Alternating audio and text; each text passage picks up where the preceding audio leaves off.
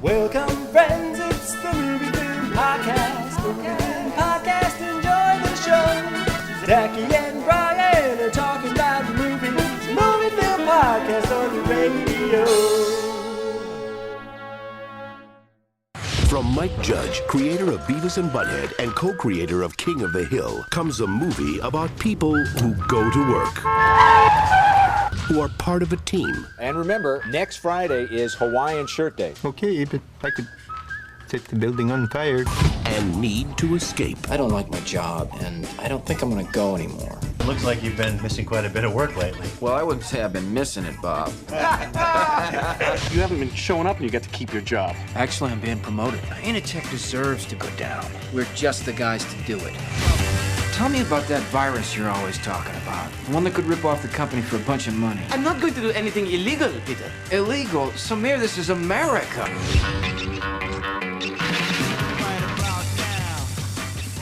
Welcome to a movie film commentary track. My name is Zachy Hassan. I'm here with Brian Hall. Hey, Zachy, what's happening?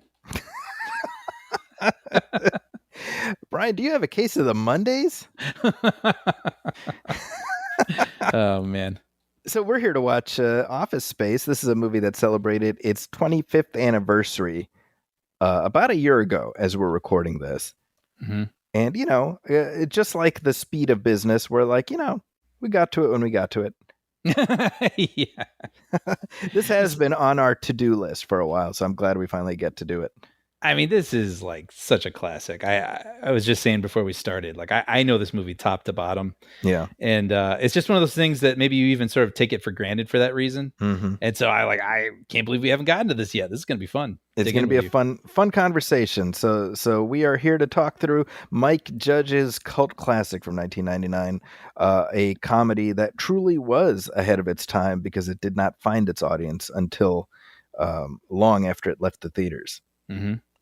But hey, we're going to go through it. If you want to watch along with us, you certainly can do that. If not, we'll try to keep our conversation engaging enough to keep you company while you're driving, while you're stuck in traffic as you move from one lane to the next, desperately trying to move a few inches ahead. Yep. And there is just the one cut, and I will go so far as to say it is the perfect cut. Thank goodness, it is exactly what it needs to be. Mm-hmm, mm-hmm. A trim little 90 minutes. Absolutely. So I'm queued up on my end. How about you, Brian? I'm ready to go. All right. So we'll do the usual thing. I will go to count to 3. 1, 2, 3, play. And here we go. Ready? Mm-hmm. 1, 2, 3, play. So do you remember this movie being in theaters? Not only do I remember it being in theaters, and this is absolutely true. Some people are like, Zachy, you're always there at these historically significant moments when it comes to movies. In 1999, I was there on opening night for 2 movies, Office Space and The Sixth Sense. And I get to claim I watched this movie in a virtually empty theater. It was myself and a small group of friends. And it was literally like, we would just hang out and watch movies. And this happened to be the new movie that week. Mm-hmm. And so I was, and I wrote a review for the College of DuPage newspaper. I was way ahead of the curve on Office Space. And it was wow. Do you remember it being like, oh, that was great? Oh, absolutely. My stomach was hurting. I was laughing so hard. Yeah. This was one of those things where everybody I met, I'd be like, you got to watch this. You got to watch this, Mm-hmm. So yeah, I was at the leading edge of Office Space. I'm very proud to say. Yeah, dude, this movie is so Can't you just hear this? Good. I can hear the music. Yep. I mean, there's so much to get into. The soundtrack to this is so unexpected and perfect. Yeah. And we have to compliment this sequence of him in traffic, trying to figure out which is the quickest lane, and whatever lane he's not in, that's the quickest lane. Yeah. And the editing is so amazing on this. Just selling the frustration. Well, and what's really so great, right? I mean, this is one of those things where you can just go down the list at everything that works. And so right up top, you have Ron Livingston as Peter. And this truly is perfect casting. And especially when you realize the studio wanted Matt Damon. Yes. Which I could almost see a version of like present day Matt Damon in this. Yeah. Or even then, I can understand the thinking, but it's a different movie. It's very different. Yeah. Yeah. This, you know, This is- David Herman just doing his rap, and then he like a black guy comes near, and he just very quickly locks his door. So funny. Well, and turns the music down. Exactly. Like he's just like screaming these lyrics, and like then he slowly turns it down, locks his door, then turns the music back up. And Ajay Naidu, I love his character in this movie. So good. But I have to ask you, are you a person that like kind of blasts music, but when you get to a stoplight, you turn it down just because there are people around? I do. Well, I mean, what am I blasting? Like Phil Collins? You know? I'm not even just saying the content of the music, but I'm like one of those people where I'm driving and I'm probably like yelling along to the lyrics, like yeah. But then you get to like a stoplight or something, and I turn it down. Like I do not turn my music down, Mm. but I can't say. I can't say I've thought about it. I don't know that I'm blasting it loud enough to even be heard outside of my car. You know, maybe I'm just an insecure person. We're learning all kinds of things about Brian today. Yeah. But anyway, sorry, you were about to say something. No, the mix of characters here, and they're all played by actors who were familiar to varying degrees. Like at this point, I had already seen Swinger, so I knew Ron Livingston from that. I knew David Herman from Mad TV. So, and then of course Gary Cole. I think I knew Gary Cole from the Brady Bunch movies, probably.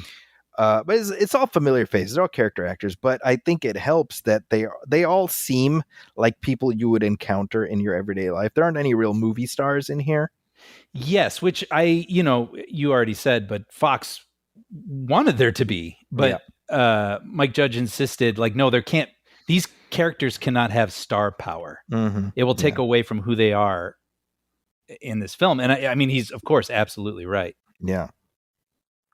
And oftentimes the advice screenwriters who are trying to break in are given is write what you know, right? Mm-hmm. And this is like a textbook example of how write what you know can bear such perfect fruit, right? Because Mike Judge spoke from his own experience working in one of these corporate drone type jobs and sort of the soul deadening experience that he had, where he was literally like alphabetizing work orders, which just sounds like the definition of busy work, you know? Right. And he talked about how it was so soul crushing because he couldn't even daydream because he would lose his place. It's so sad. Right. And so taking all of that frustration and channeling it into, what started as these animated shorts on Liquid Television, Milton, featuring Lumbergh. And then of course that went to SNL, and then it just somehow it ends up his soul deadening nightmare becomes this sort of primal scream that at this point several generations can relate to. And it's amazing because you can imagine a lot of versions then that would come out of a person from these experiences, but this is just such a perfect little gem. With its characters, with its situations, and just it's amazing the things that he was able to recollect, things that feel so lived in, like the moment we just saw where he was approaching the door to enter the bullpen, but he knows it will shock his finger if he touches it. Yeah. And it's funny because it does. And what's great is it's not the biggest thing in the world, but it's just this little annoying thing you don't want to happen that doesn't make you want to walk through those doors every morning. Right. I mean, that's something that must have happened to him, and to have the presence of mind to, I'm going to use that, and then I can watch that and just know that soul deadening feeling that I'm seeing. It's especially, a cogent observation of just the day-to-day drudgery. That all of the furniture and the floor plan and everything. I mean, this looks like offices that we've seen or even been in. I don't even know how many times throughout our lives, right? And yet Mike Judge had this specific vision, and they screen tested each piece of furniture to see how it would look on film. Exactly, to represent his vision of this office, And he talked about how, like, initially it was like, oh, you should set it in Wall Street or do like a heightened, like a Brazil type. Brazil is in the movie Terry Gilliam's Brazil. And he's like, no. Like, that's not the point. The point is, this is just like every town in America has an Initech. Right. Right. Yeah. He was describing, these sort of office park areas. Yeah. We have these very boring, nondescript buildings, with these perfectly manicured little bits of grass. And then a mile away are all the food chains, your TGI Fridays, your Applebee's. And it's so true. I mean, I've driven past many of these places. Mm-hmm. Yeah. And I was reading too that the studio executives were looking at the dailies and they weren't happy because it did look dull. Mm-hmm. And they were giving him notes like, dude, no, more energy. You got to reshoot this. And you just really have to admire Judge for being so confident in his vision, because obviously this became a huge hit after its theatrical release. Like, he was absolutely right. I always admire that when you could think, well, maybe I should have cast Matt Damon. Well, maybe I should make this a little bigger. Maybe there should be a huge set piece at the end. Yeah. But it's like, no. You were right all along, and you made a thing that so many people related to and found hilarious. Yeah. You just have to have that confidence in your vision. Yeah, I would imagine that. I mean, it's been more than a quarter century at this point, so he feels vindicated in every way. Yeah, I was reading some story where I guess when he was working on Idiocracy with his co-writer, they went to a Starbucks and the baristas were doing impressions of Lumbergh. And so I guess that his co-writer was like, oh, are you doing that because this is Mike Judge? And they're like, who's Mike Judge? Like, everybody knows. Okay. I know. Yeah, this is I've used this chestnut quite a bit in our commentary tracks. In specificity you find universality. Mm-hmm. Yeah, and that's so applicable with all the little things. The chirping lady answering the phone. Corporate accounting. Just a moment. Yeah, she's so perfect. Yeah. So Ajay Naidu, I should say, he's from Evanston, Illinois. No kidding. He's a hometown boy, Brian. Oh, that's awesome. Yeah, and I like the fact that he approached the character with, he's Indian American, but he's like he tried to find an in to the character that felt authentic. So he plays him as Jordanian, and he plays him with a Jordanian accent. Oh, interesting. And I love that, because you can imagine the very broad Indian caricature of totally. Samir. And I like the fact that Samir feels like a guy I know. I was going to say, he feels like an authentic person, not a type. Exactly. Yeah. Well, speaking of food chains, I mean, obviously this is a take on TGI Fridays. Yeah. I love the introduction of this waiter, by the way, where they're talking about like, someday I just want to go into work and then the waiter's like, hey guys, like mirrors his like machine gun noise, but tries to find his way in. Like, hey, can I get you some appetizers? It's so fun. By the way, I also love in the sequence that just ended here, every shot has Michael pouring sugar into that coffee. Oh, I'm like, that must be the most disgusting ass coffee. That's hilarious. Richard Riley, one of the great character actors. Oh, so good. It's a jump to conclusions, Matt. I'll wait. Sorry, yeah, go ahead. I was gonna say, first he abandoned Richard Kimball on that bus. That's right.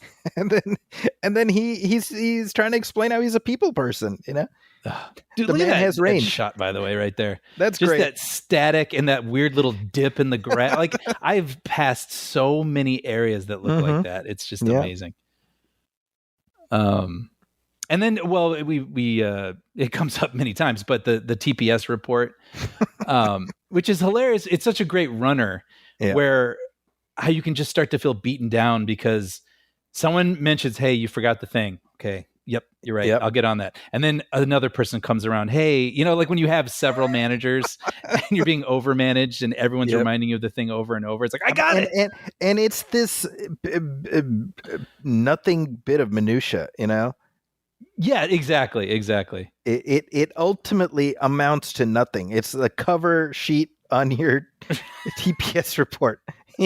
Right. I think about the fact that, I mean, I've never had an office job, right? Like this anyway, like a cubicle jockey job, and I think a lot about like how Office Space probably played at least some part in my decision to actively steer away from to avoid. Yeah, not in a way that was at the forefront of my thinking, but certainly as wallpaper of my mind, Like, I don't know if I want to do that. Because I do remember by the time this movie came out, my brother had been working in this environment for a couple of years now, and I remember he watched it and he was just like, "This is too real." It's like a horror movie. Yeah, and I was like, well, "Okay, good to know. Duly noted." Yeah. Is this where he's like PC load letter? That's right. Dude. No, I love Samir's thing. If I had $1 million, I would call my friend. Yeah, there is. Yeah. Actually, has like a plan, like a real plan.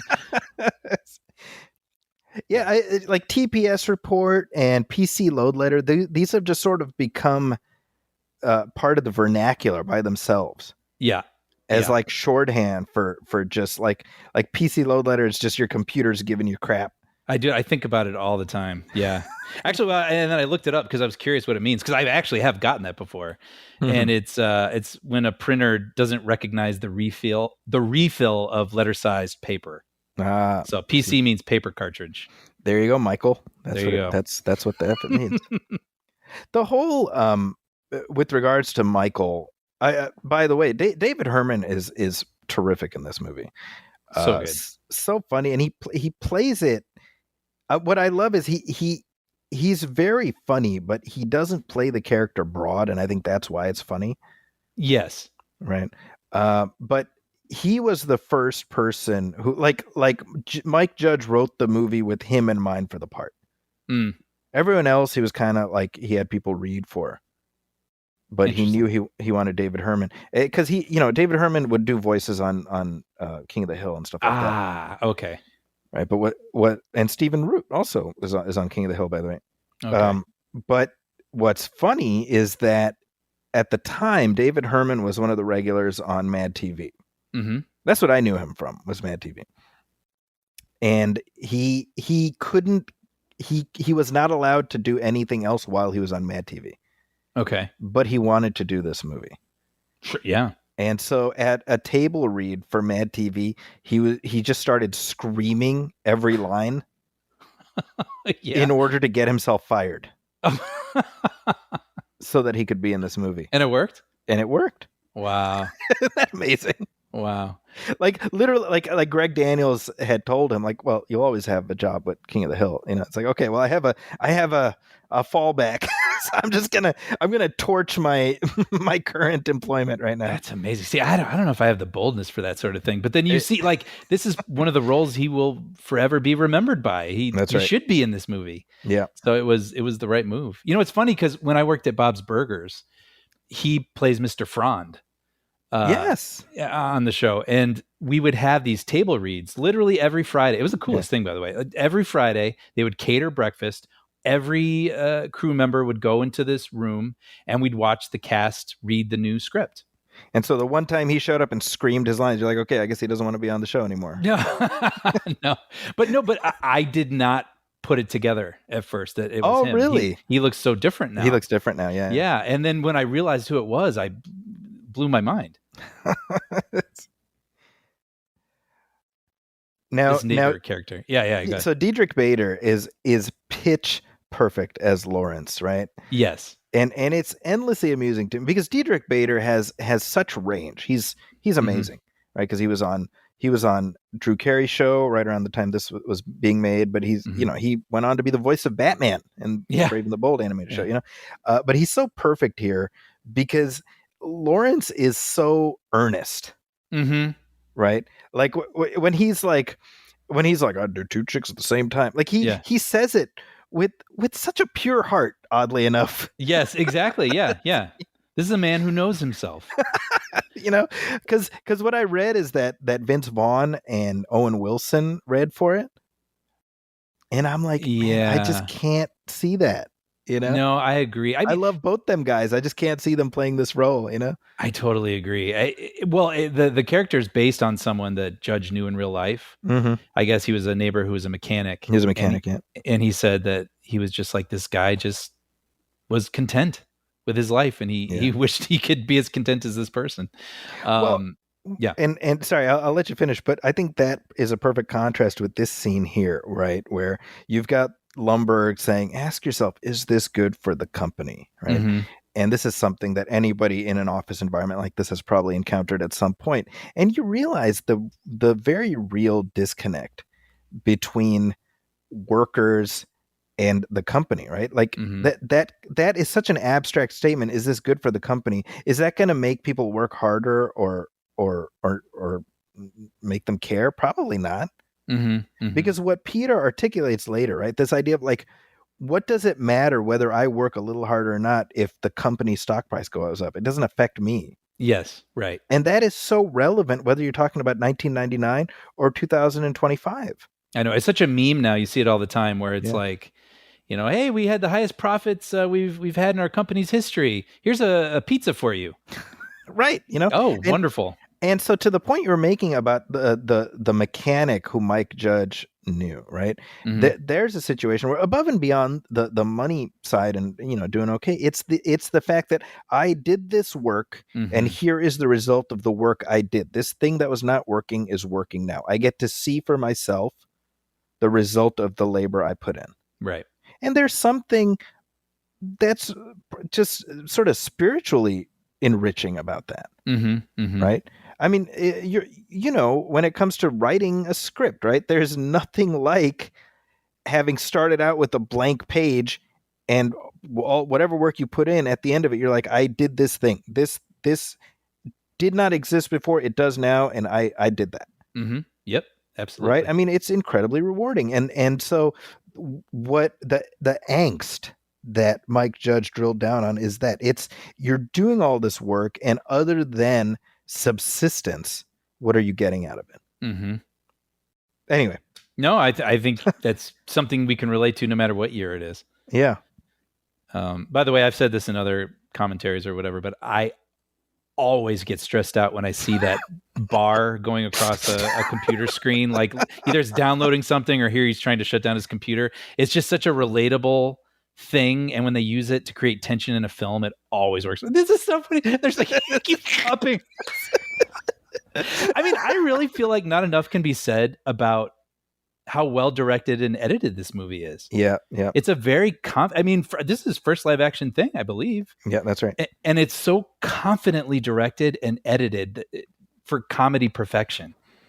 It kind of reminds me of John Hughes a bit, where it's kind of feels a little static, but the better word is precise. That's right. Yeah. It's just so sad. He's trying to get out of there so he won't have to be asked. That's all he wants is to avoid. But going back again to the neighbor character, Diedrich Bader's character, what I love about Mike Judge, he has always been brilliant at, when it was Beavis and Butthead, this Silicon Valley, even the movie Extract, he is brilliant with characters. Yeah. And there are these hyper specific characters that aren't as specific as, well, just have Owen Wilson play him and then you'll get it. You know what I mean? Like they're very, very specific types that you have definitely met in your life, but didn't realize that you were meeting a type until you see them in Mike Judge stories. Yeah. That's one of his superpowers. The funny thing about Diedrich Bader, first time I ever saw him was on this TV show that aired during the summer of 92, I think, on Fox, called Danger Theater. And it was like a half-hour thing with two like 11-minute segments, and it was like a parody of old-timey adventure shows. Okay. So the first segment starred Diedrich Bader as this guy who rides his motorcycle from town to town called The Searcher. That's hilarious. Right. And then the second segment was called Tropical Punch, starring Adam West. And it was like a Hawaii 5-0 riff. I want to watch this. This show, find it on YouTube, because this is like a Brian Hall style of humor. Danger Theater. Yeah, it's called Danger Theater. And it was hosted by Robert Vaughn. So, I mean, it was very similar to like Look Well, Yeah. the Conan O'Brien pilot with Adam West. It very much in that vein tonally. But anyway, that was the first time I saw Diedrich Bader, and he's on my radar for that. And it's somewhat amusing that you had two Batman past, Batman future, happen to be on the same show together. Yeah, that is funny. But so when he showed up on Drew Carey and stuff, I recognized him from that. Yeah. That's where I first saw him. So the role of the Doctor here, originally this was earmarked for Stephen Root. I can picture it. Because they were going to have him play the hypnotist, and then the other Bob, the consultant. He was going to play two different roles, But of course, he read for Milton, and he just nailed it. He was doing an imitation of Mike Judge as Milton. And he did it better than Mike Judge, That's really funny. I mean, the Milton character, this all started with Milton. Yes. And that all started because of this guy that Mike Judge worked with at one of these offices, who would just complain all the time about his desk being moved. Yeah, right. He's like, they moved my desk, and I like being close to the fish tank, and if they move my desk one more time, I'm going to quit. This is literally what he would talk like. Isn't that incredible? and I mean, and just again, Mike Judge's superpower, he recognizes types. Yeah. And he knew there was something that could be built out of that person that probably everybody else in the office ignored. But here's the other interesting thing, right? So he does these shorts. Again, they were on Liquid Television, they were on SNL. And at that point, the folks at Fox are like, hey, why don't you do Milton as a movie? Mm-hmm. And he very smartly, Mike Judge, is like, I don't think there's a movie there. Mm-hmm. I don't think there's a movie in Milton. I don't think we want to see his life. And at that point, they're like, well, how about something like Car Wash or something, an ensemble of people, and Milton is one of them. Mm-hmm. And there you go. Very smart. Yep. Amazing. Yep.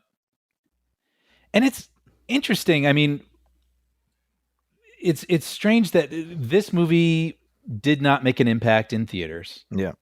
And similarly, 2 years previous, Austin Powers did not make an impact in theaters. That's right. But they have since gone on to be something that culturally everybody at least knows one piece of, right? Like a line or a moment or, a situation or something. Yeah. And it really speaks to the time when these were released, when a movie could be discovered and become a hit later on home video. Yeah. Right? That's really true.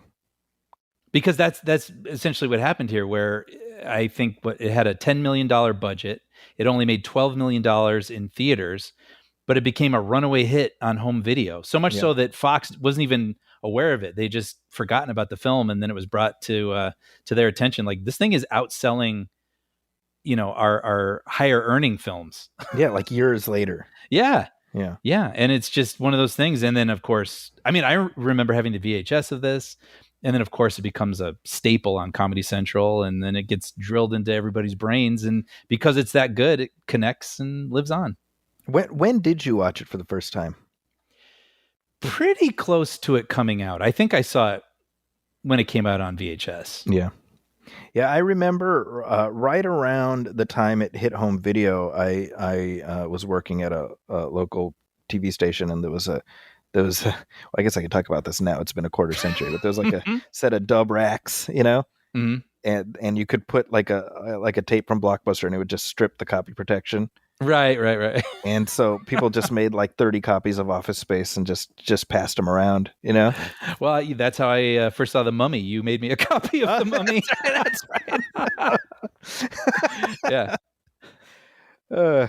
I love, first of all, Jennifer Aniston is the biggest star in this movie. She was the biggest star in the movie when it came out. I mean, this is like peak Friends, right? Right. And I would say she's still like the biggest star in the movie. That's the funny thing, you know? I know. And she, the stipulation Fox gave Judge was if you're going to hire these unknowns for the central characters, you have to have at least one star in your movie. So that's why he looked to Jennifer Aniston, who does a great job, by the way.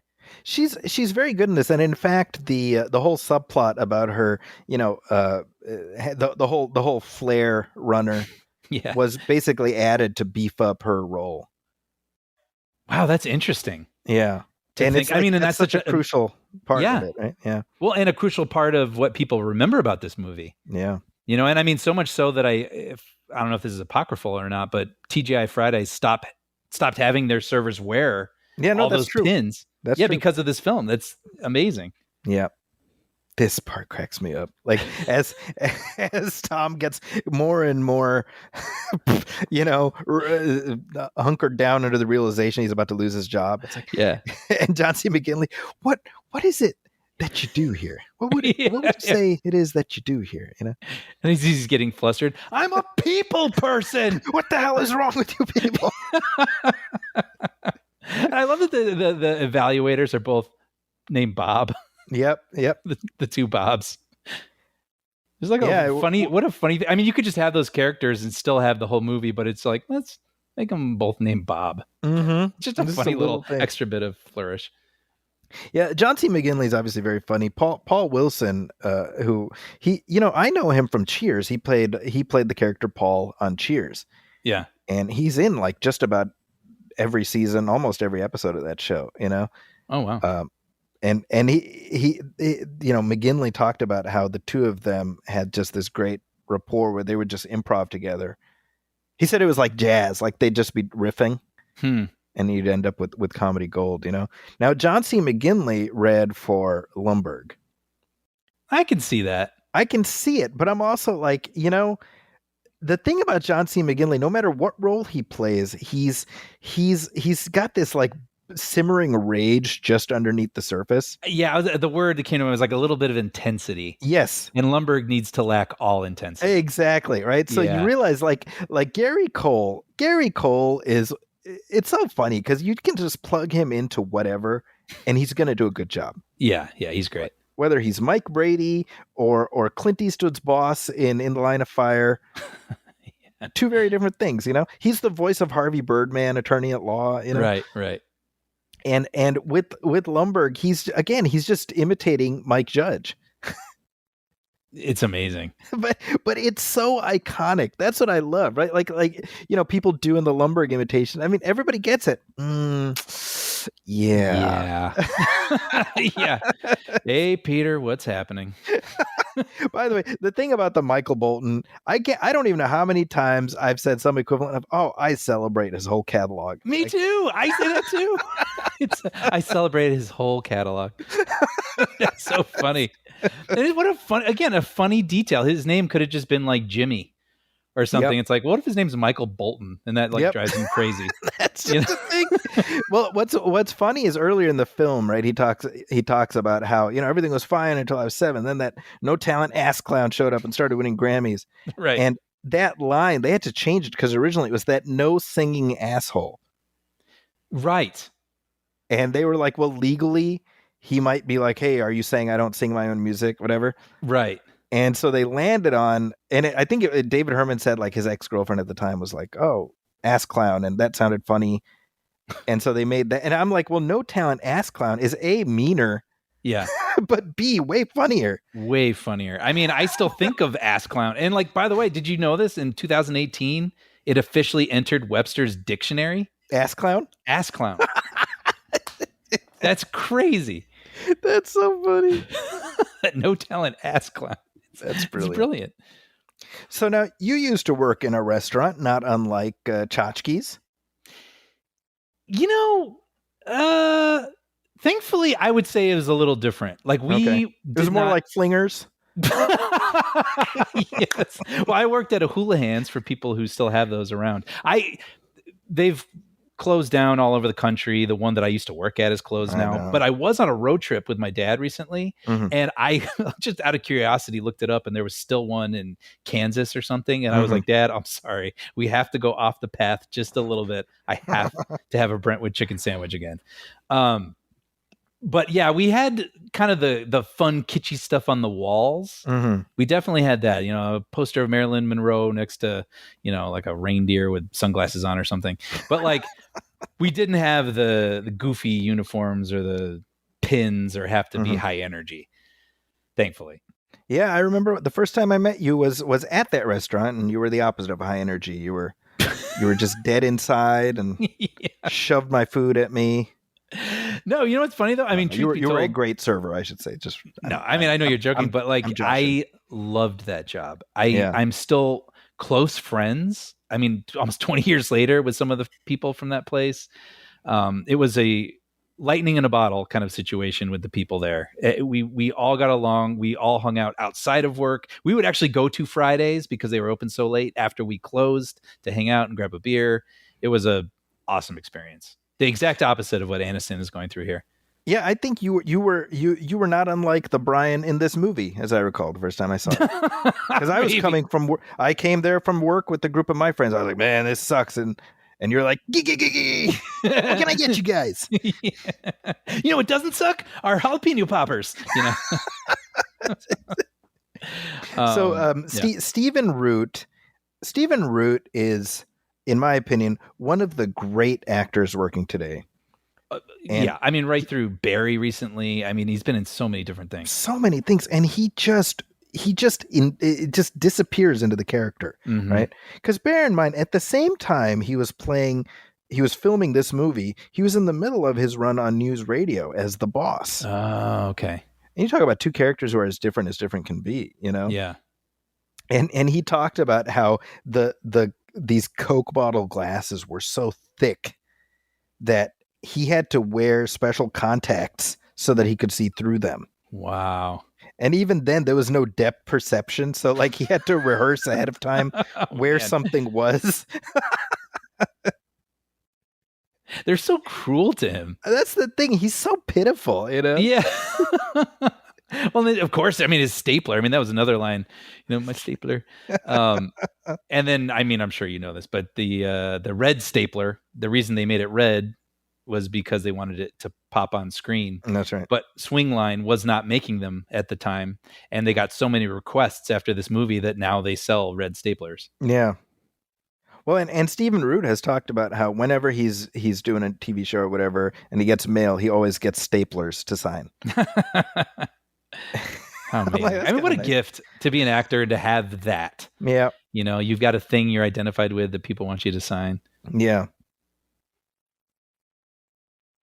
You know, it's funny thinking of the Milton shorts. Yeah. It's interesting that they were on SNL. I knew about the Liquid Television thing on MTV, which for people who don't know, that was sort of a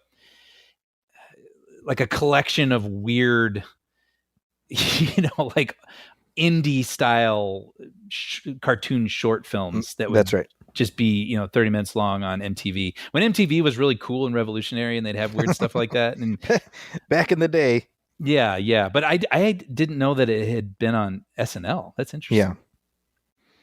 It doesn't seem like they take a lot of outsiders' work these days, right? Well, because I mean, back then you had the Smigel shorts, right? That was right around then. Yeah, but I mean, Smigel was an SNL guy, right? That's true. And those were great too.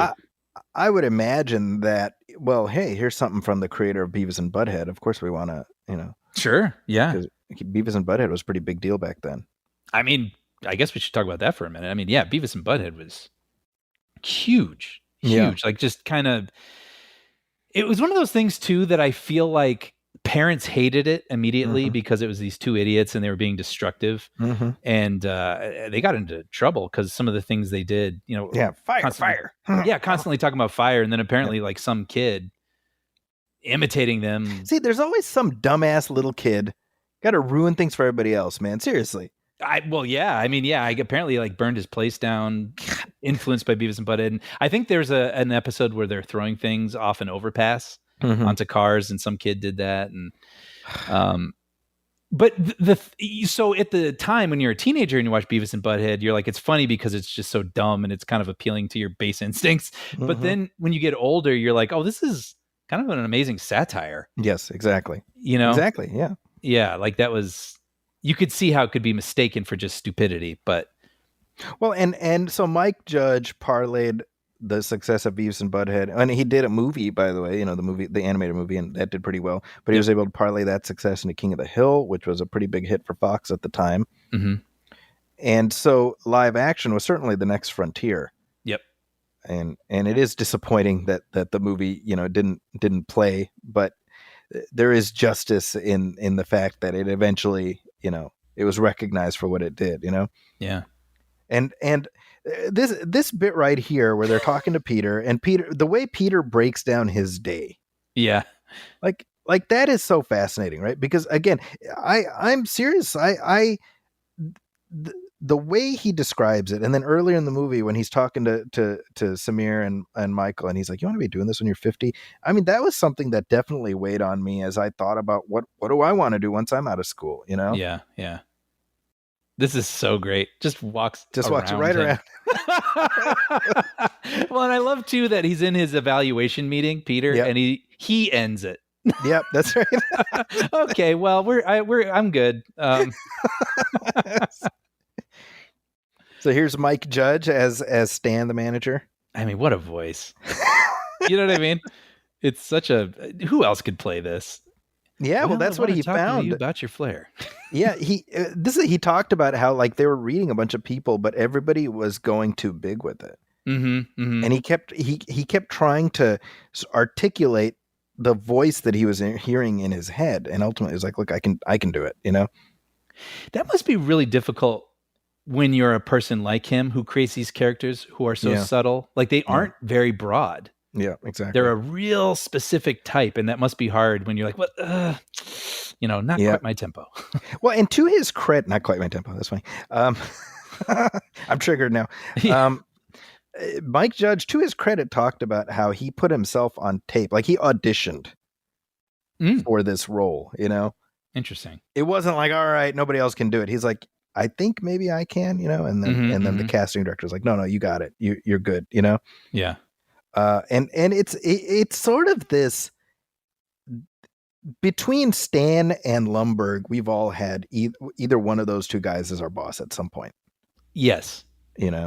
Yeah, I mean, the flair thing, I can't believe what you were saying that wasn't part of the script, because it's very memorable comedically, but it really speaks to a lot of truthful things that you can apply to other types of jobs. I mean, first of all, having to put on this persona that isn't you, and present in a way that which is false and sort of, makes you feel dead inside. That's one thing. But that whole conversation they just had where he's like, I want to talk to you about your flair. You need this amount of pieces. She's like, I have that amount of pieces. He's like, well, but you could be going the extra mile, you see. So you are doing exactly what we asked you, but why aren't you doing more? Why aren't you doing more? Yeah.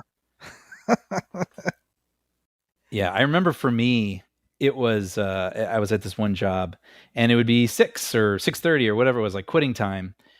But you didn't want to be the first person out the door, even though it was quitting time. So I would sit there and I would wait. Who's going to be the first person to leave so I can leave second? Just one of those stupid things. Where it's like, and my job was, I did what I needed to do. I'd probably been done for, a couple hours. Yeah. But it's just the weird politics of an office. I remember when I was in college, I worked for a wedding videography studio, and my job was I would come in during the week and I would edit videos, and they would have shoots on the weekends, and I was told when I was hired, well, you want to go on one shoot a month, and I was like, okay, and I would do my shoot a month, and then after a few months, it was like, well, why aren't you doing more shoots? I'm like, well, I'm doing the one that you asked me. Well, don't you want to do more? I'm like, not really.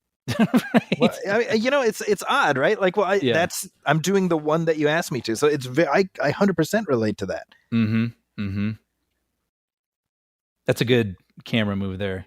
Yep, spinning it around, putting in between the guys like everyone else has been. Lumbergh. Now he's on trial. Yeah, the thing where like McGinley's kind of like about to jump out of his chair a little bit and he has to hold him back. You know? Yes, right, So right. funny.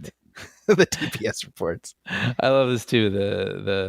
That damn shock at the door handle, and he just.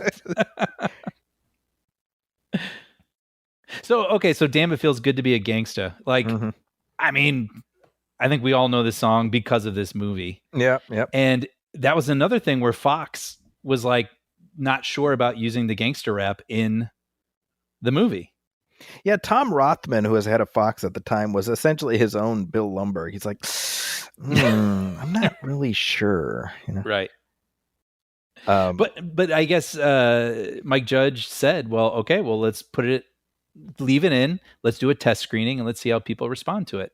And he said that a guy in a focus group said that he liked that the characters worked in an office and listened to the rap music. Like that was something he liked about the movie. Like he related to that and it stayed in.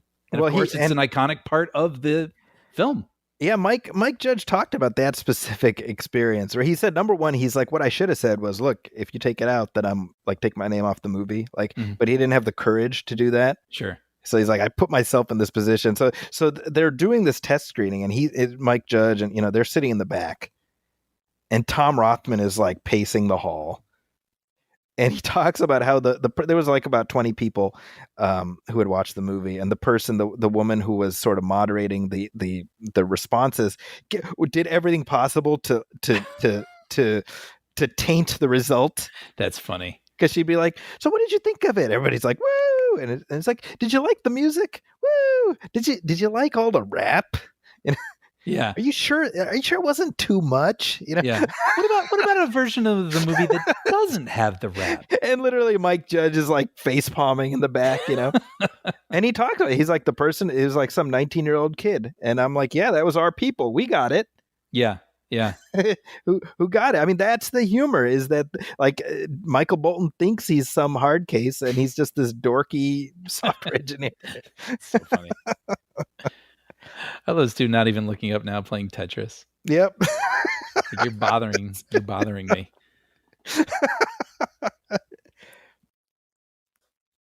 But it really does also speak to a moment in time where, I mean, I remember being a white kid in the suburbs and I was listening to NWA. Yeah. Like I related to that, Oh, sure. I get it. I love it. Got a meeting with the Bobs.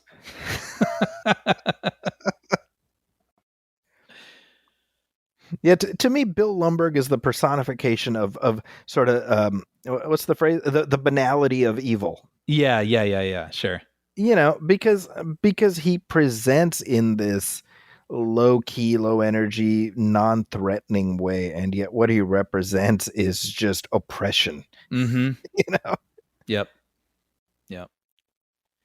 Looking at it now, I mean, the only color on the screen is the human's flesh. Like it's like there's so many tones of gray. Yeah. But I feel like they really found the perfect balance where it is still watchable and not depressing, but the effect, the intended effect, is still coming across. Yeah. Man, yeah. I mean, this movie really is just lightning in a bottle. Yeah. Well, and obviously, I mean, it is laugh out loud funny. It's quotable and everything else. But like that scene that we saw with Milton, right? And by the way, this right here, I wouldn't say I've been missing it, Bob. Yeah, you've been missing a lot of work lately. I wouldn't say I've been missing it, Bob. Yeah. But where the Paul Wilson character is like, Samir Naga, not going to work here anymore anyway. Yeah. He just made that up. Wow, really? Improv that, and that's hilarious. I'm watching it. I mean, that is, wow. That's a great line. That's where McGinley's like, it was just jazz. I mean, they were just going back and forth. I'd love to see all the outtakes, Yeah, me too. You said at the beginning that there's only one cut of this. Yeah. I'm glad. It is all it needs to be. It is perfect. It's a perfect little jewel of a comedy. But I would like to see deleted scenes just out of curiosity, like just other observations that they made that we missed out on. But I don't need them. I don't want them in the movie, but I'm curious what they are. Yeah. With a little hand gesture. I mean, they're on fire. Yeah. No, I love McGinley. Like earlier with Gary Cole, he's like, "Well, hold on there, Professor." Yeah, that's right. That's I think I say that all the time too. You know. Yeah, I know. But underlying that, right? This like, oh, Milton. For some reason, he's working here. We don't know why. He's still drawing a paycheck, so we're just gonna stop giving him his pay, and it'll work itself out. Yeah, right. And that's obviously an extreme, sort of cartoonish example, and yet that's not too far removed from how people are treated. Right. Right. They say it earlier. Oh, we're going to tell them Friday at the end of the day. That way, there's less likelihood of an incident. Yeah. Yeah. And just the way people are boiled down to statistical probabilities of what they might do. Mm-hmm. How can you feel valued in a situation like that? Yeah. Yeah. I remember, I mean, this isn't quite that, but I was at a job and I was desperate for work at the time. And so I just was like, okay, great. 5 days a week, I'm getting paid. And they gave me a salary and it was very low, but I was like, whatever. And then I started thinking about it. I was like, this is really low. And so I had to do my own research and I found out I was getting woefully underpaid. So I had to create this little presentation. I went in and met with my boss and they're like, oh, wow. Yeah, no, you're right. And so then they bumped it up a bit. But it's like, no one cares. Like if I hadn't done the research, if I hadn't made the presentation, if I hadn't had the evidence to show them like, this is insane, the discrepancy here. It's like, what do they care? Yeah. I mean, why would they? Yeah. The whole bit with the little scheme they cook up, the cherry on top is where Michael's like, oh, I got it from Superman 3, underrated movie, by the way. Yeah. Which again, it's such a specific reference. I know. Well, I love it. And I would imagine, I don't know this, but Mike Judge probably thought like, well, I don't know, what if they just do the thing from Superman 3? It's kind of relatable. Well, because it is so probable. Yep. The fact that a company might not notice a couple fractions of a cent that they're losing, but it's like, well, what if someone collected that? Yeah. I don't know. I find those things, sometimes people go too far when they make references to other movies, but I find this one very relatable and something I can be like, oh yeah, but Superman 3, yeah, okay, yeah. Well, why don't we try that? Right. Yeah, well, apparently somebody actually enacted a scheme very similar to this just a couple of years ago. Really? And got several $100,000. And when investigators were searching on his computer, they found a file labeled "Office Space Plan" or something to that effect. Guy. I'm like, why would you? Dude. Oh man. Oh man. Look at that though. 5 years of your mid-20s now gone. That's what, right. Think about that. Like I'm like, man, when I saw this, my mid-20s were still, ahead of half you? a decade away. Yeah, same. Yeah. Now my mid-20s are 20 years ago, Brian. My God.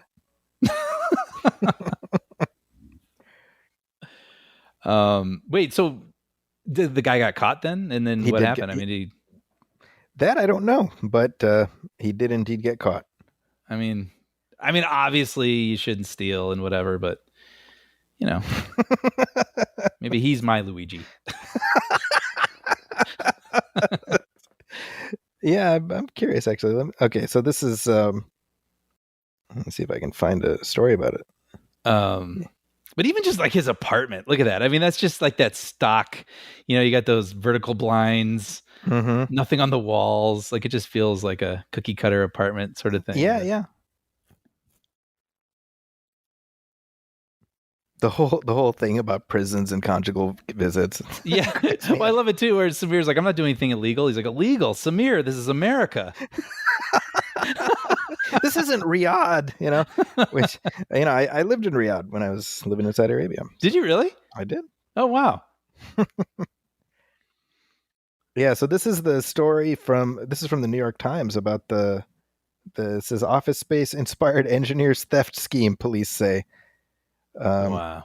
Mr. Castro, former software engineer for the e-commerce site Zulily, edited code to divert shipping fees to a personal account and manipulate product prices, stealing about $260,000 in electronic payments and more than $40,000 in merchandise.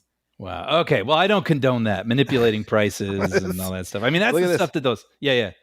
According to a police report, a document found on Mr. Castro's work laptop referred to the scheme as, quote, office space project. What was he thinking?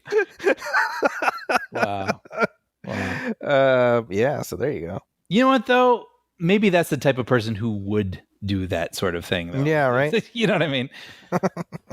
Most people have more common sense. I think the rest of us just watch this movie and live vicariously through Exactly. Peter, right? Exactly that. Yeah. It's funny, this whole money scheme thing. You think about trying to make a story out of your work experiences. It's one thing to have, 90 pages worth of funny jokes that everyone can understand or relate to, but you do have to have a plot. Right. Right. And so, this plot is pretty loose. It's enough to me. And it's funny because it is a plot that I actually remember. Sometimes you watch a movie and you just remember the jokes and don't remember what the actual, stakes were. But I do remember this. And maybe it has to do with the Superman 3 of it all. Yeah, maybe. Although you saw Superman 3 much later. Yeah. But that joke made it stick in my mind that they ripped it off from some movie they saw. And when they don't even know what money laundering is, they have to look it up in the dictionary. So this sequence, by the way, this montage and the whole dude, his face. that's a meme all by itself. I know, it's so good. The scheme. Look at that. That floppy disk. I know. There's a time capsule right there. But again, like the hardcore rap music here is just so perfect. And like the bullet sounds when he's clicking his mouse. Yep. It's hilarious. It's so funny. This is such a mundane. That's the thing, right? Is the studio just didn't get the wavelength this movie was on. Like the rap is what makes it so much funnier. Yeah. And the idea that like do you remember the trailer for this? No. Like the trailer had Fatboy Slim. Okay. Funk Soul Brother. Yeah. Yeah, and it like if you watch it now, you're like, oh my God, it just doesn't work. Like it is not representing the comedy in this movie well. Yeah. Trying to make it feel like a high energy bop. Exactly. That's exactly, And I think if I were to guess, this whole thing, by the way, this is so funny and so dark. He tries to kill himself. He's like, "All right, I want to live," and then he gets hit by a car. That's I truly like. I'm just like, it was just ahead of its time, but like, this was the type of humor that we liked back then. I know. Well, and maybe if you're a smart executive, sometimes it's good to go with something you don't get because that means it's ahead of the curve. Yeah. Like what the studio was probably hoping for. So funny right there. Oh, so yeah. They were probably hoping for a something about Mary. Totally. Right? Yes. Because that was just the year prior. Yeah, about not even a year. It was like 6 months earlier. Yeah. And both movies are very funny, but they're on completely different wavelengths. Yes, definitely. Right.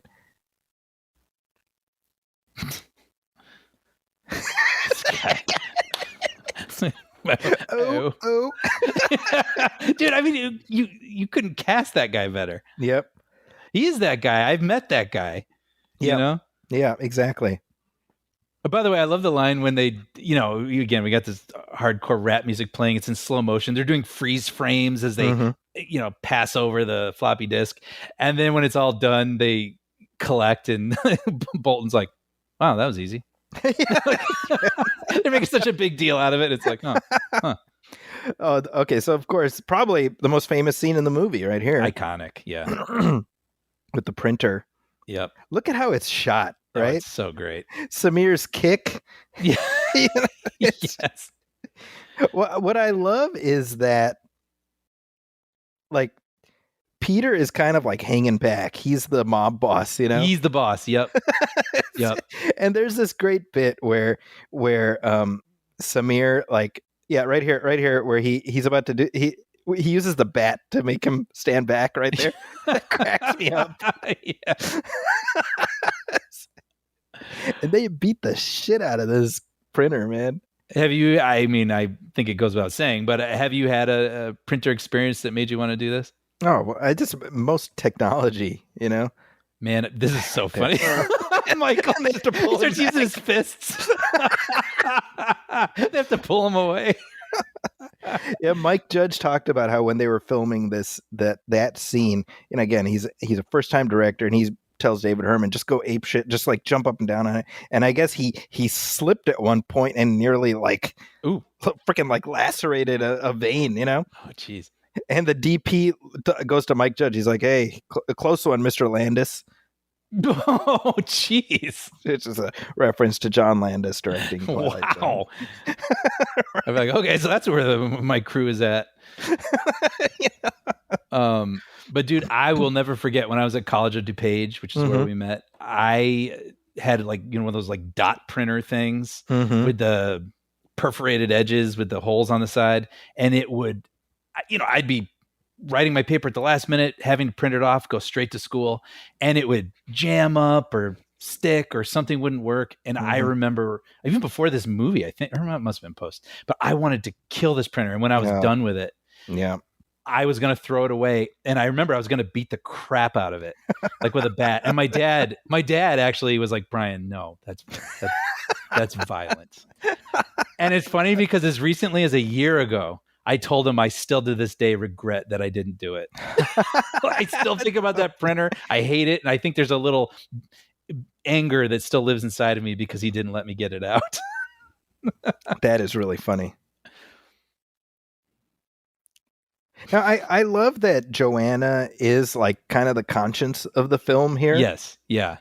You know, because we do need her voice to kind of be like, well, no, it's still not okay.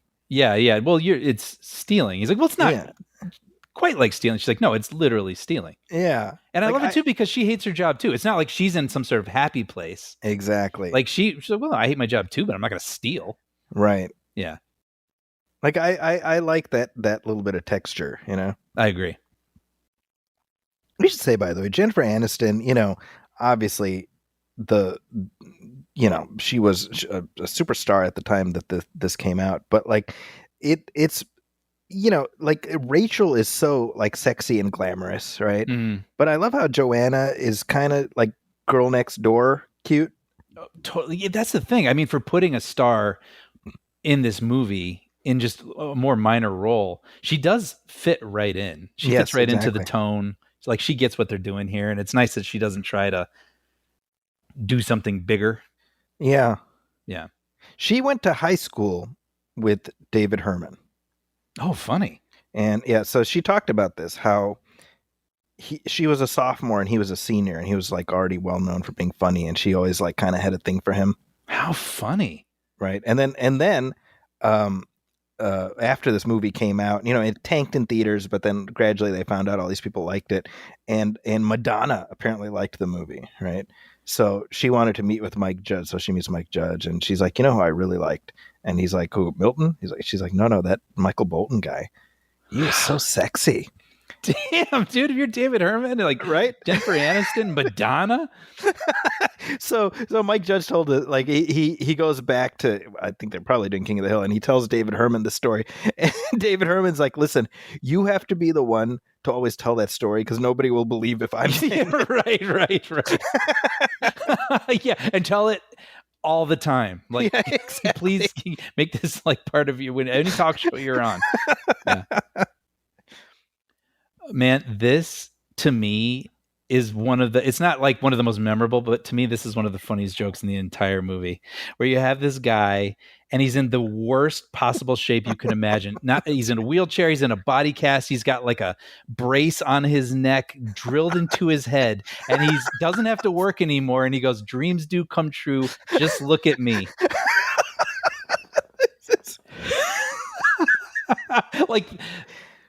That is so funny to me. Yeah. He's happy. He's free. It doesn't matter that he's in this brace and screws drilled into his head. That's so funny. Oh, brilliant. It just looks like Texas. It really does. They're talking to the like lawyer guy. He's like, "Well, conjugal visits. I'm not so sure, guys." Like, He's like, kick someone's ass or become a bitch.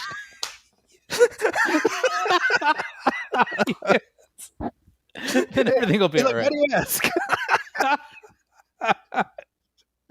Oh man. Oh, it's just the subtlety. Oh man, we need another Mike Judge joint. We really do. Yeah. Did you watch Silicon Valley? No, it's on my list. I would say that's probably reflective of the current, work environment as much as this was 25 years ago. Yeah, high recommend. Yeah. I hear nothing really but good funny. things. But you know what? So, you were talking about Severance. I mean, Severance was inspired by Office Space. Yeah. Oh, yeah. Did the guy talk about that? The creator? Yeah. Literally cited Office Space as an inspiration. Oh, funny. Yeah. Oh, that's great. By the way, I just, for what it's worth, the guy's drinking an MGD there. Mm-hmm. When I was 21 and working at Houlihan's and going to TGI Fridays afterwards, I don't know why I didn't have a beer. I didn't really underage drink much. And so I was like, I think I saw someone with an MGD and I was like, MGD? And like somehow that became my beer. And they don't sell it out here. Really? And so whenever I go back to the Midwest, I'm always like, MGD, please. And so it's kind of funny seeing him drink it here. Touch of home. Yeah, exactly. I guess in the South here, but so the whole thing with Joanna having slept with Lumberg, originally, it was actually Lumberg. Interesting.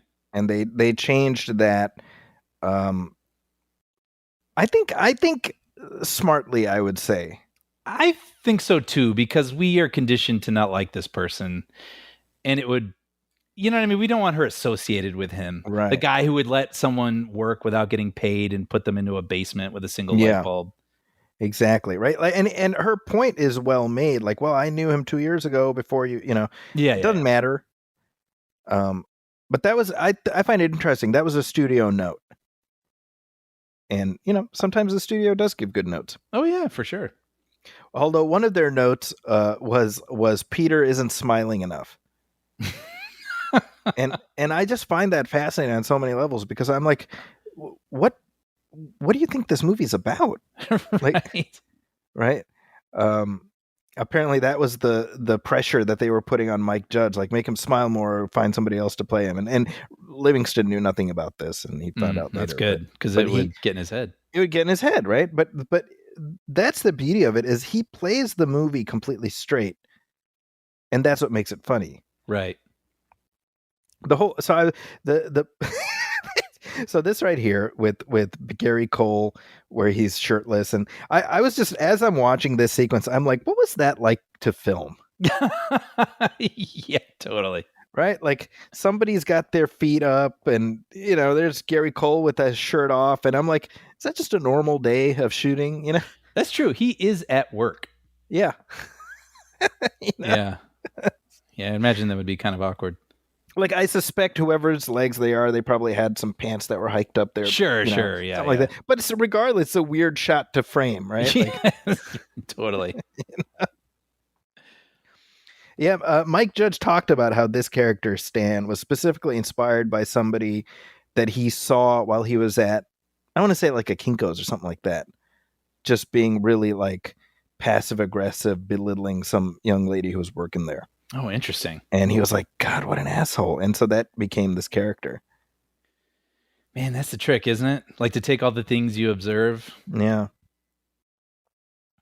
I mean, that's the sort of interesting thing because in these scenarios, right? If you're a manager at a little local eatery like this, or if you're a middle management at some company, you sort of, you want to project power. Mm-hmm. And so that manifests in these kind of passive aggressive ways. Right. Right. And definitely like I look at this and I'm like, well, I never want to be like that ever. Mm-hmm. And yet again, like I said earlier, I mean, we've all had those bosses, I know, it's funny because it's so opposite of how I feel, where if I was mistreated, I want to be the guy who does things differently That's right. and makes someone else's experience different than the one that I had. That's right. So it's just fascinating that so many people then flip that and they're like, well, now it's my turn. Yeah, exactly. Right. And And I it's just kind don't of, get- well, it's Mike Judge described Lumbergh as sort of embodying the Peter principle, right? Which is that people sort of reach their maximum level of what's the word? Like they sort of max out at wherever they are in terms of what they're not able to do. Mhm. So you move through an organization, you reach a point where you're not really suited for that, and you just kind of end up stuck there. Right. And so at any given stage of an organization like this, you've got people in charge who are not suited to do that job. Yeah. You just sounded like Lumbergh. I know. I realized that as I did. But yeah, that makes a lot of sense. And I mean, I feel like you see that at a lot of movie studios where it's like, sure, well, these people have worked their way, they've put in their time, or they're done something kind of impressive. So they put them in these roles that they might not actually be suited for. Yeah. Making creative choices and things. Here we go. This is the actual quote. So the book is called The Peter Principle, developed by Lawrence J. Peter, which observes that people in a hierarchy tend to rise to, quote, a level of respective incompetence. Employees are promoted based on their success in previous jobs until they reach a level at which they are no longer competent, as skills in one job do not necessarily translate to another, and then they just kind of stay there. Interesting. Oh man, that just sounds depressing. You just talking about it, but right. But maybe because of the images I'm looking at on the screen too. So we have this like birthday, office birthday gathering, and and they're singing it like it's a funeral. Oh my gosh! Yes. Happy birthday. Have you ever been in with your job like this kind of birthday group passing around cake kind of situation? No, I haven't. Because for 20 years I've been a teacher, and most of my job involves going from one school to another. So I have my set schedule. I go, I do my thing, I leave, Yeah. And on the one hand, that can be sort of isolating. Yeah. But there's also something gratifying about, I've got a specific task. I have to go. I have to impart this lesson. Mm-hmm. I do that and then I move on, Yep. And I get to see the results of my work. And I managed to sidestep a lot of the, corporate office type stuff that I just would not have a particular interest in, Yeah. Well, I got to say, I mean, I've pretty recently, even I've been at places that have done birthday things like that. I think they're great. Yeah. I think what that scene is really trying to convey is what I was talking about earlier with the, we have record profits. Here's like a Domino's pizza. That kind of thing. But yeah, I've actually kind of appreciated when they try to make special events and bring in desserts and like, hey, it's a holiday, like, so we got you guys, from like Porto's down the street, brought in some pastries or something. It's always nice. You have to imagine that a lot of the last 25 years, companies have looked at office space and tried to avoid its example. Yeah. Sort of like music biopics look at Dewey Cox and try to avoid what that movie does. I think you're totally right. Yeah. I mean, if Fridays is like, okay, no more flair, Right. Yeah. I wonder how many people were coming in and commenting on it and sort of laughing about it. Right. After this movie. Acting like Brian the server, Yeah. Not you, Brian. Brian from No. Yeah. Yeah, this right here, they're looking up with laundering. Well, it's like, we have all this money. What do we do? Well, we could try to launder it. Yeah. What is that? So relatable. It's funny because, I mean, I know what it is now, but I remember seeing this for the first time and being like, yeah, I don't know what money laundering is. What is laundering? I've heard about it. I've heard tell. It's funny. I want to tell a story, but then Orlando Jones is coming up. Yeah, we have to wait for Orlando. I don't want to step on him. It's so funny. It's such a small role, but it's so funny. Makes such an impact. I can't even tell you how many times in my life, my name is Steve. Yes, you're right, okay, right. but now I'm often trying to stay clean. You know? Yeah. Which apparently he said that he was imitating his niece, the way that she would sell Girl Scout cookies going door to door. That's so funny. Isn't that funny? I mean, when you think about it now, you're like, oh yeah, he is kind of Yeah, imitating totally. like a kid. Yeah. Hi, my name is Steve. So both Orlando Jones and David Herman were on Mad TV when that show first started. That's cool. And they were the ones, when that show first started, they were the ones I was like, these guys are hilarious, you know? I love to. Yeah, they're like, wait, you have like a criminal background? So then they cut to him like, look, guys, I know. we're not asking you to do it. We just want to know how to do it. And it's a clever little button where he now is aware of their crime, and so he's like, all right, well, do something for me. It's so funny. Wait, did you ever have to sell magazines? Did you ever do that for school? I did not.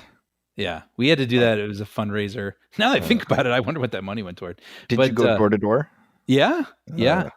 Because, that was the thing. You had the kids whose parents would bring the catalog to school and get all their coworkers to do it. Yeah. But my dad was like, I don't want to make my coworkers, have to buy a magazine for my kid. Yeah. And it's funny because at the time I was like, but Dad. Yeah. But now I'm like, yeah.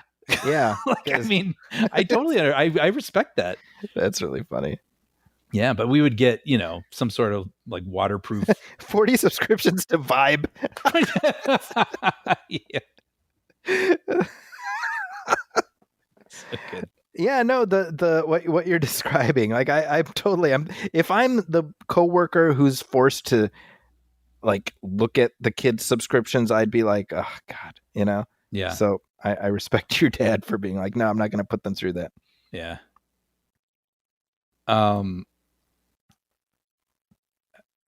It's funny. I'm like debating and telling a story. All right, I'm just gonna tell it. So I was at this job, and they would have like a birthday call.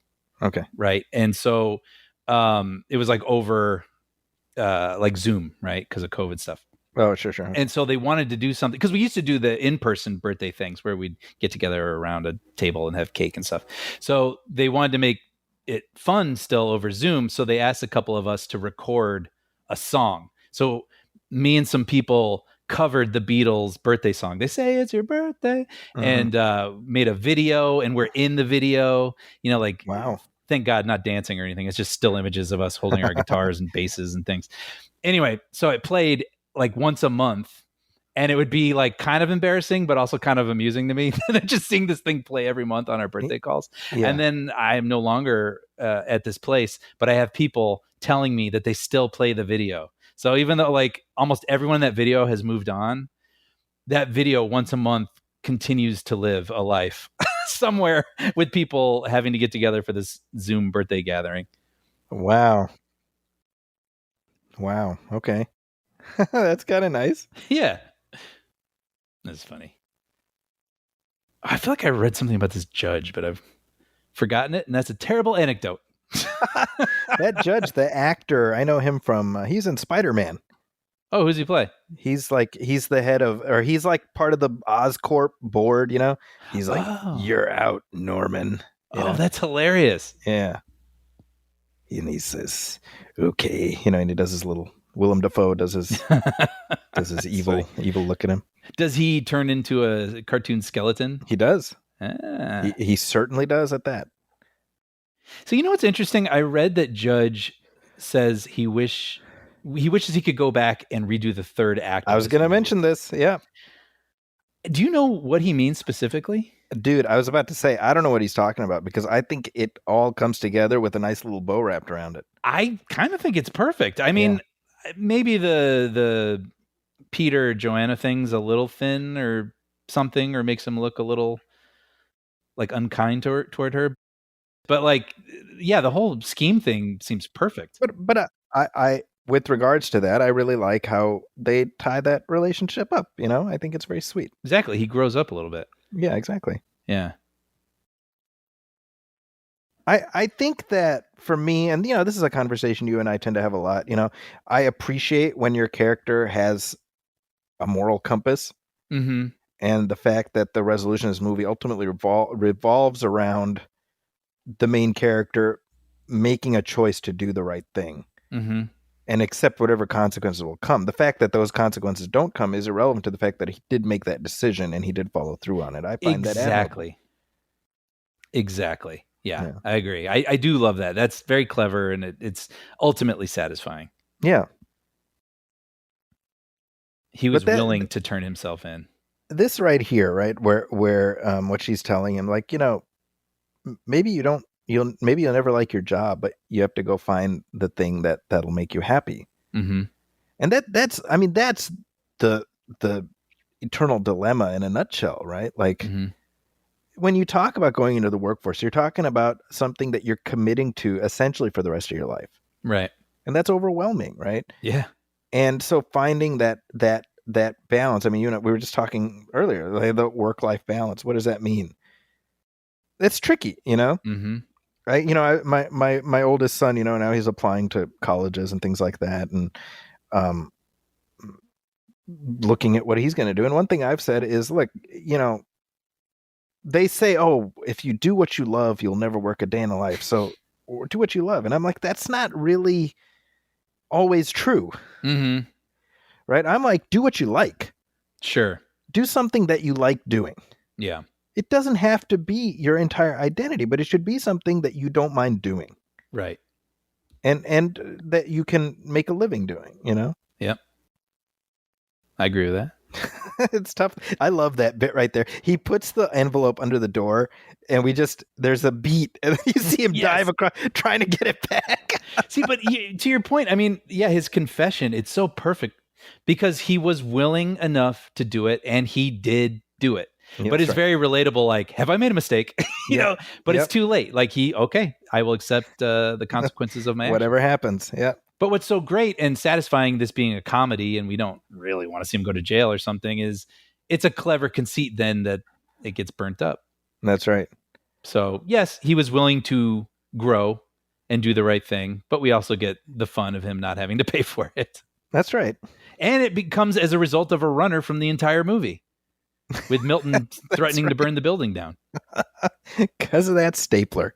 I'm very curious what Judge would change. Stapler? Wait, what's that? I don't know. I said, why did Lumberg take that stapler? What a dick. I know. There's no reason to do that. But yeah, you're right. Like, I don't know. It doesn't feel particularly rushed or thrown together, Mm-hmm. Yeah, I don't know. Yeah.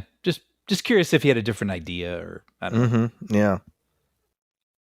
By the way, speaking of Milton, I was reading about Mike Judge and how much he hated the marketing campaign for the movie. Mm-hmm.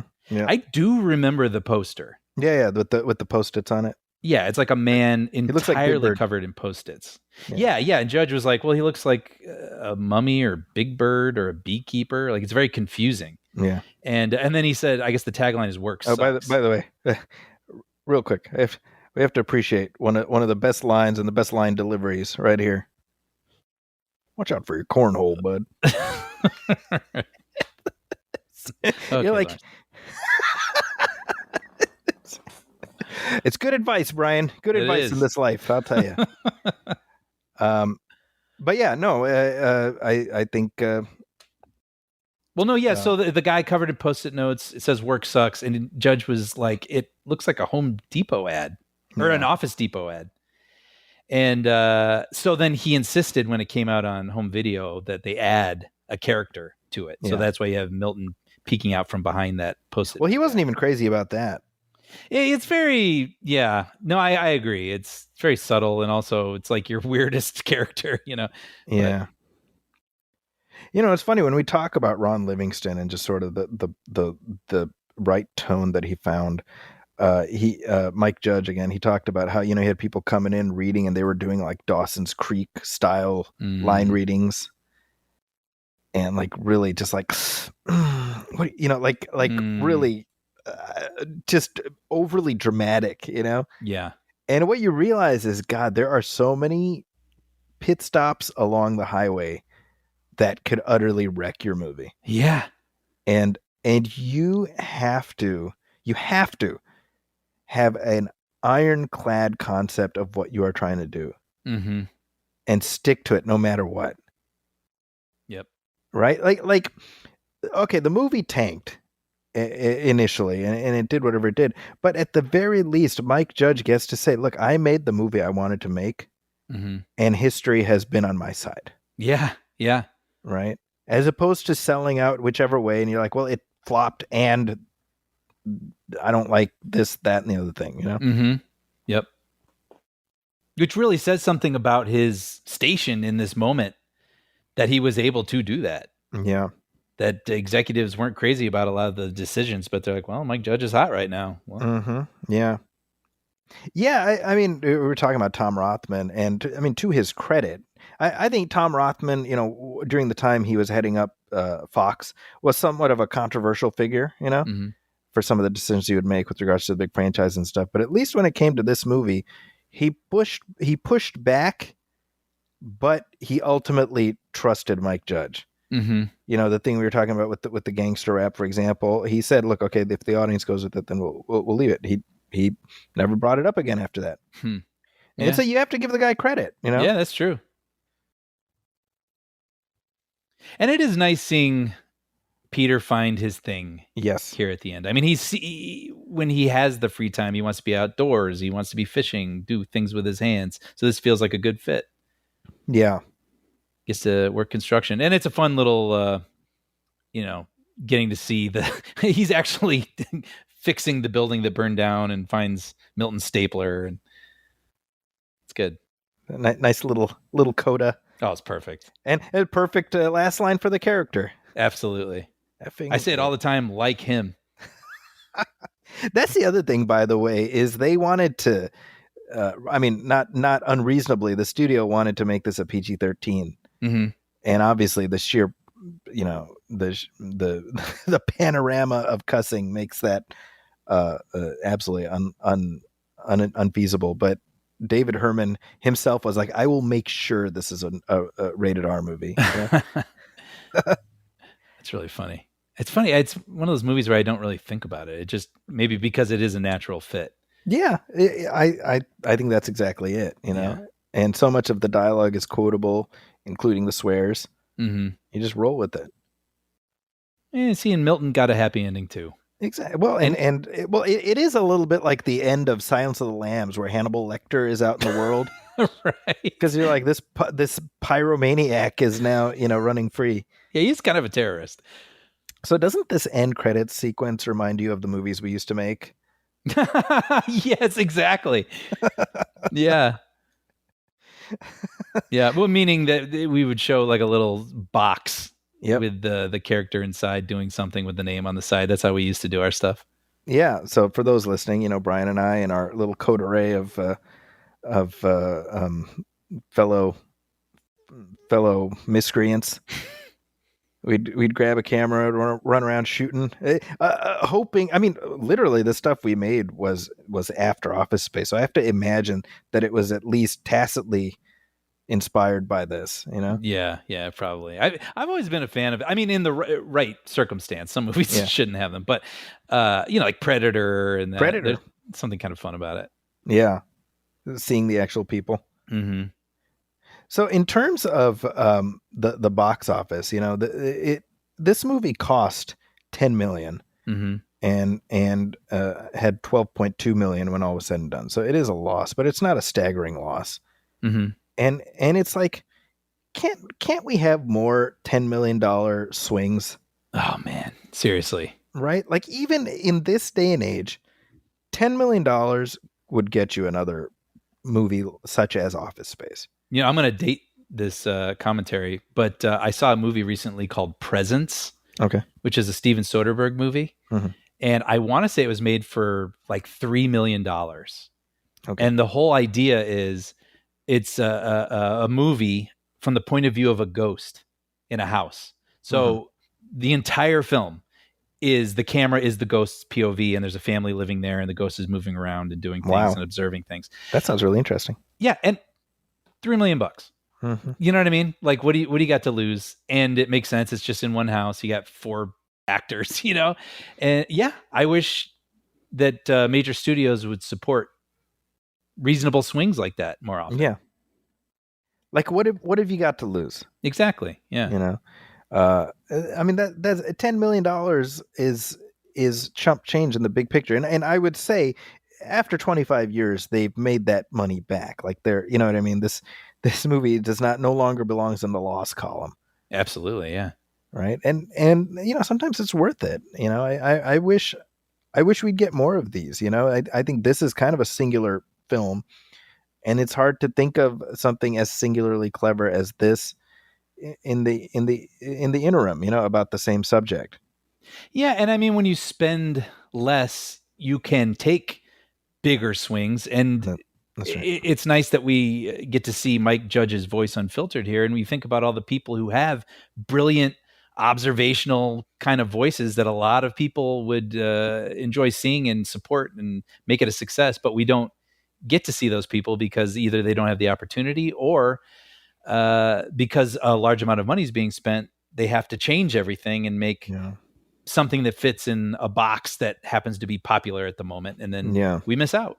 We miss out on Office Space. Well, we would have ended up with the Fatboy Slim on the soundtrack, for instance. Exactly. Which wouldn't have been a great fit. No disrespect to Fatboy Slim, but it's a great album. Not right for this movie. Yeah. By the way, a credit, we're watching the credits now. A credit I've never forgotten, I remember seeing this all the way back in the day, is it says this film was cut entirely on a computer. And I remember back then thinking, that they're starting to do that. Like, this isn't that weird crossover moment where when I was doing film classes at College of DuPage, I was using like decks, editing decks. That's right. Right. And I remember Sean had the editing software and I was like, wow, show me how it works. And now that's the industry standard. That's just what it is. Yeah. It no longer merits a credit. It's crazy. Man, I feel ancient after hearing that. I know, a moment in time. It really is. Jeez. Yeah, the lesson here, and you referred to Austin Powers earlier, and it's almost like both of these movies sort of belong together in that regard, right? Because Austin Powers is another one that nobody watched when it came out initially, and it really did become something magical once it came to home video, and then it, now, even people who haven't seen Austin Powers know Austin Powers. Yeah, and it feels like those are the risks that these studios should be taking more of, as opposed to mounting the umpteenth remake of whatever, or the umpteenth sequel to whatever. Right. We never got a sequel to this, thank goodness. Yeah. We don't need it, Yeah. Worth mentioning, by the way, that when The Office was being brought over to the United States, Mike Judge was involved in the earliest goings. Oh, interesting. Yeah, I think he dropped. I mean, Greg Daniels, who was his partner on King of the Hill, was in charge of The Office, right? So Mike Judge was involved in the early stages, and I think, some of the commentary about.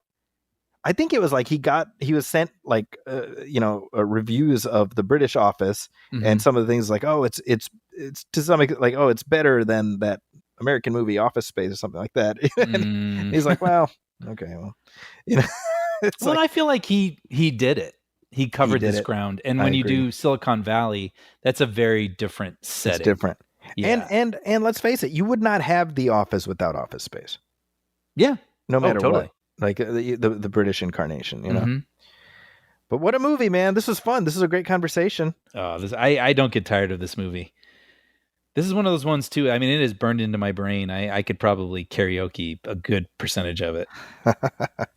Well, hey, those of you listening, what are your thoughts on Office Space? Let us know. You can email us at moviefilmpodcast@gmail.com. You can also hit like on our Facebook page, facebook.com/moviefilmpodcast, and let us know. What do you think of the movie? What do you think of what we said about the movie? Send that our way. We also have a Patreon, Brian. That's right. If you head over to patreon.com/moviefilmpodcast and subscribe for only $5 a month, you'll find every commentary we've ever done and receive every episode and commentary moving forward absolutely ad-free. So your subscription gets you all those things, but it also goes a long way in helping to support us and helps to sustain producing this show. So if you're interested and able, please head over to patreon.com/moviefilmpodcast and subscribe. There you go. And with that, on behalf of my partner, Brian Hall, my name is Zaki Hassan. This has been our commentary track for Office Space. Catch you next time. Thanks, folks.